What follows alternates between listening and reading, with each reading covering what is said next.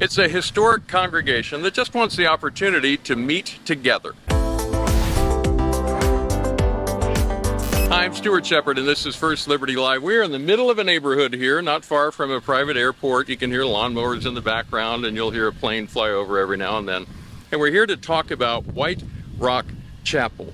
There's a lot of history here that you're going to want to hear, and this is the guy that's going to share it with us. This is Dr. Wanda Wesson, who happens to own this property. Hi, Don. Hi. I've also got Jeremy Dys, our attorney, with us here as well. We're going to get his word on this as we go along.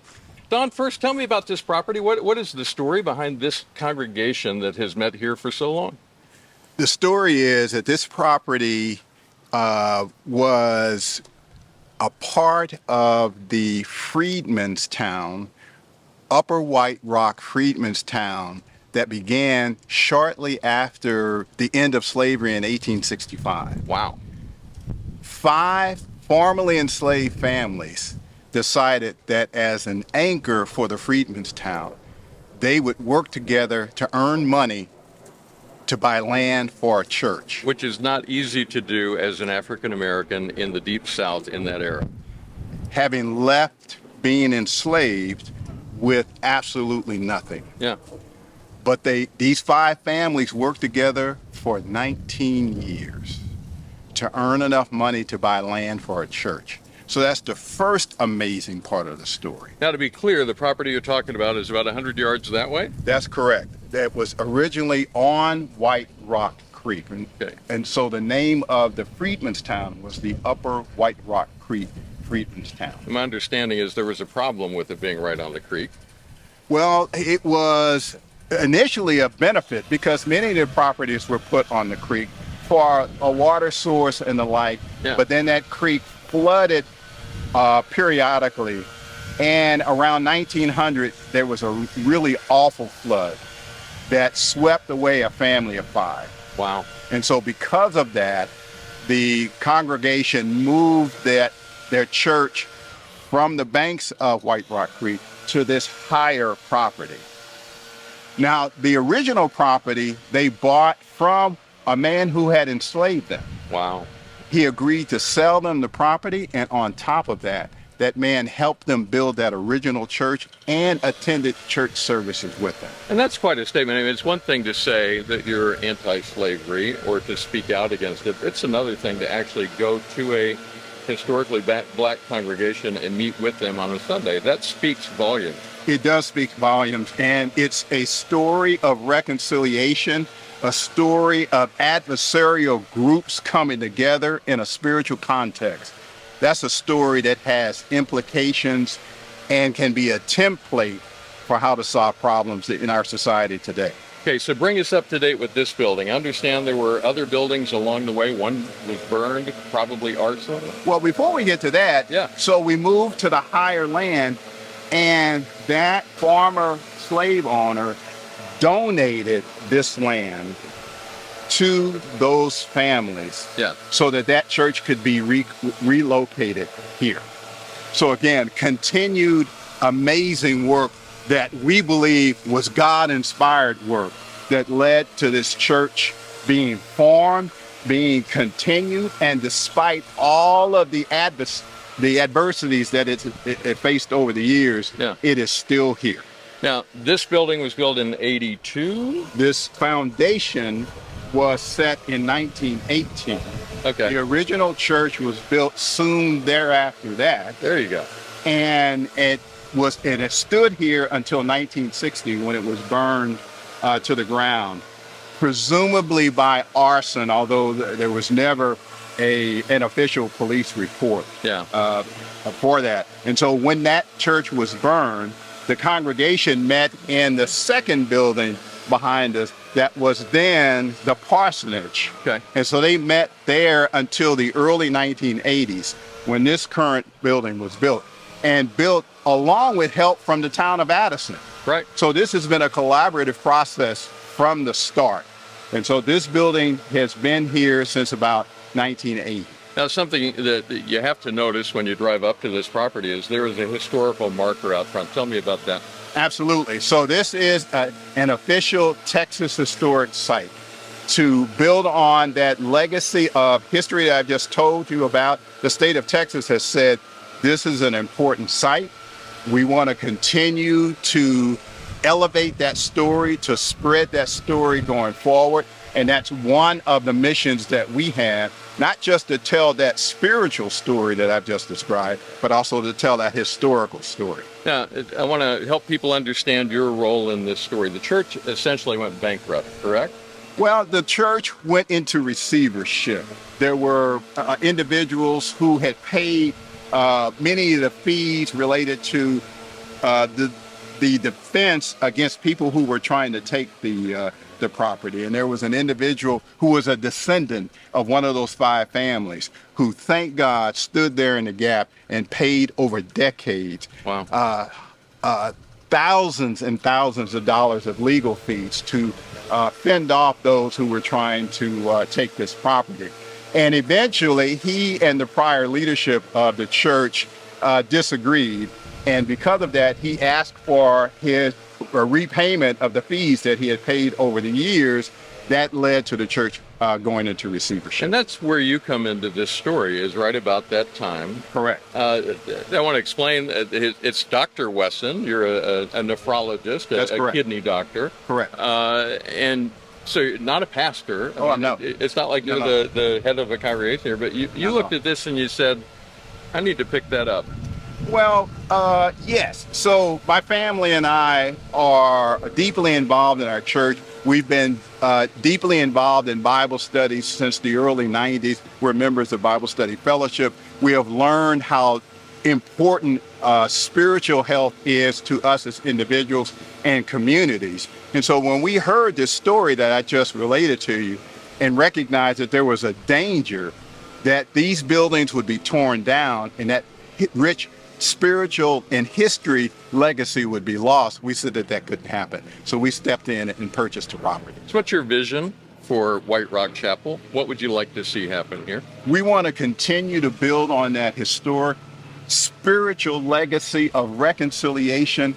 I cannot imagine more adversarial and disparate groups than a former enslaver and the formerly enslaved coming together, working together to not only start a church, but to attend a church at the same time. And they did so for generations thereafter.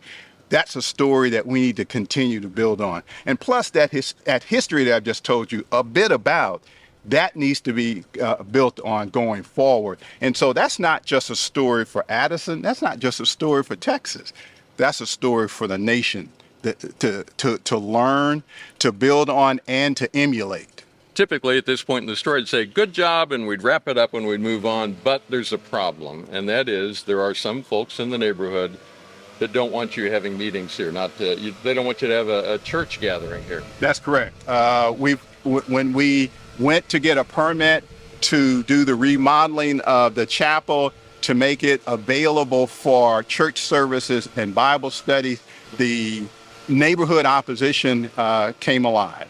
And so that has led to what has now been more than a 2-year battle of meeting personally with neighbors to try to get their input as to what would be a reasonable set of conditions under which they would be supportive of us opening up. Yeah. We've met personally with leaders of the neighborhood 7 different times to devise what we are calling a special use permit that would allow us to open. Once we have devised that special use permit, it went before the town council in July. Because there was so much opposition, particularly from neighbors who were immediately adjacent to the property, we had to get a super majority of the council to approve. There are 7 council members. That meant that we need to get 6 to approve. We got only 5 to approve. So 2 voted disapproval. Yeah. So that meant that we were not allowed to move forward. We're not allowed to even enter the buildings. Not only can we not have worship services, we can't have our weekly Bible studies that we've been having. Remember, I said we're a member of Bible Study Fellowship. Yeah. So we've had to move our Bible studies to a virtual format. Jeremy, this is where I'm going to bring you in because you can help us understand this. The one question that I've had about this all along is, this building clearly had a church meeting in it for many years, but now the city is saying, but not today. How did that happen, and how does that get fixed? Well, it goes back to that special use permit. Now, remember, this is the only church in the city of Addison. There aren't any other churches here in the city of Addison. At all? At all. So perhaps the city's had some inexperience with approving churches to be able to build things or to exist or whatever it might be. But regardless, the neighborhood around here appears to be opposed to having this church in their backyard, or in this case, in their front yard. And so when Dr. Wesson and his wife purchased this property to continue that rich legacy that he was talking about, for the first time in its history, they had to go and find a permit. Why do I say the first time in its history? Well, that's exactly the question I was asking. Because why do they even have to do this? Well, because before 2018, when he purchased the property, for 140 some odd years, they didn't have a thing called zoning. This was not a part of the zoning process at all. It had always either been grandfathered or, back in the early 1900s, late 1800s, nobody cared about this thing called zoning, so they didn't have to have that issue at all. Yeah. So when Dr. Wesson bought the property, the first obstacle they had to overcome was, for the first time in its history, they had to go through the zoning process to be able to remodel the building inside. And so they began to do that, but the neighborhood became upset by the process. And so what he mentioned is that they met with the neighbors. Well, that wasn't just one meeting. It was 7 different meetings that they had with the neighborhood around here trying to resolve this matter. What the city council had said is, look, we'd rather you guys fix this issue at the local level, so why don't you go and try to come to a resolution with the neighbors? Which, frankly, is the Christian thing to do. You were trying to do it the Christian way. Absolutely. Right. But it was 7 different meetings, and every time they would concede a point, there would be a new demand put on them by the neighborhood. And after that entire time, even after the 7th meeting where there was still more demands being made on them after that, things like whether or not you could even host a wedding inside the church. In fact, there was question marks raised by the city council or by the city attorney for the city that weddings weren't even a part of what a church does, which is somewhat remarkable to think about. But that's what parts of the discussion was that that they were trying to have during that whole time. Yeah. So then they come up to the vote with the city council, which Dr. Wesson's already outlined, and they lost by that one vote. So here we are, with this church not able to exist. We're doing this interview outside, not just because it's a pretty background, or we like to hear the lawnmowers in the background, but because we can't go inside the building. They have no certificate of occupancy. I can't walk in the building even if I wanted to. You're not allowed legally to unlock the door and just let me look inside? That's correct. That's crazy, Jeremy. Yeah, so we sent a letter on behalf of Dr. Wesson and his wife in the White Rock Chapel saying, look, the city of Addison, in denying this special use permit, has violated and substantially burdened the free exercise rights of this congregation.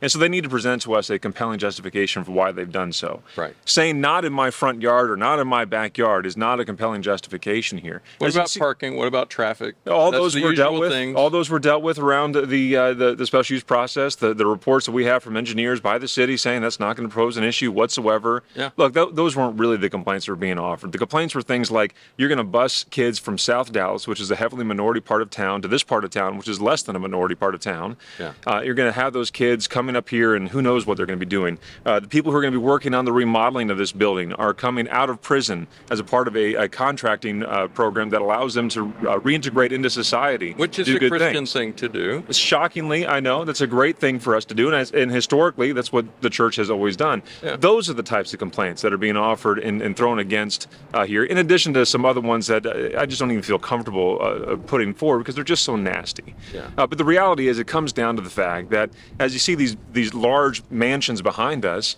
the character of this neighborhood doesn't match so much with, at least in their minds, with the humility of this little church in their front yard, and they really just don't want it here. And so they pitched a fit enough to get enough grease from the city to be able to prevent this church from getting its special use permit. Well, we've said you've got a real problem with that. You've run up against several areas of the Constitution, the state of Texas's Constitution, federal law, and state law, and they've got about 60 days to make things right, or else we're going to be forced to go to court and have the law applied to them, which if we do, we're going to be very, very successful. And I don't think we're going to have to do that, but we're more than happy to go to court and make sure that this church, who has lasted here through floods, through fires, through potential arson, through all kinds of legal shenanigans for years, to have this property to exist here that it remains here not just for the 140 years of its history, but for 140 years into the future. Every church in America should have the right to exist, even over the objections of their neighbors that are fruitless, meritless, and frivolous. I'm not an attorney, but even I can name the federal laws that would protect this. I mean, it's pretty straightforward. It's not hard.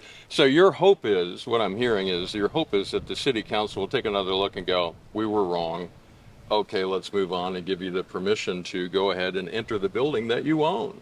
That's precisely our hope. Now, I'll tell you a worry we have on that. Now, I think the city is going to realize the error of their ways and not want to go up against a formidable law firm, not only with First Liberty Institute, but with our co-counsel at McDermott, Will, and Emery. Yeah. A big 1-2 punch in the law here. That's a big one for them to undertake, and not to mention paying their own attorneys to defend against such a thing would be a very expensive prospect for the city to undertake. Yeah. But even if the city agrees to the special use permit, the rumblings we're hearing around the neighborhood here is that the neighbors themselves may take it upon themselves to file a lawsuit. Oh. To which my response to the neighbors is simply, bring it on. We're happy to defend against that issue. If they can't abide by the decision of the city, the recognition by the city, by prominent attorneys in the country with McDermott, Will, and Emery, and ourselves, that you're violating the law and you still want to run headlong into that windmill, we're more than happy to bring the law to bear against them as well. Very good. Don, what else would you like to share before I let you go? I appreciate your making time for us today. Well, and I appreciate the opportunity for you to giving us the time to tell our story. We want to build on that spiritual legacy that I've just described.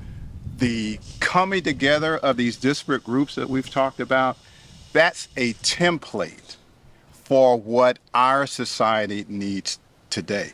We think it is a tragedy that the town has not given us an opportunity to allow God to move forward with this reconciliation ministry that will be healing for the neighborhood. And what you've heard, there's an opportunity for healing of this neighborhood, the state, and we would even say the country. Well, we are praying for you. We're cheering for you. We're honored to get to stand alongside you in this fight. Jeremy, thanks for explaining it so clearly for all of us to get an understanding of it.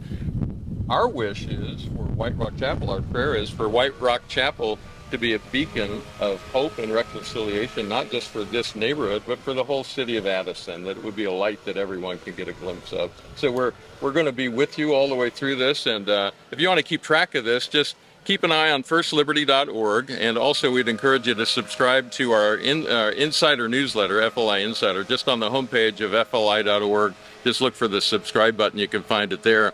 And we invite you to be part of this. If you'd like to give to help support not just this fight, but all the fights that we're involved in all over the country, just look for the big red give button at the top of the website. That's how you can be part of the victory that we will win for White Rock Chapel. Absolutely. First Liberty is fighting for what matters most.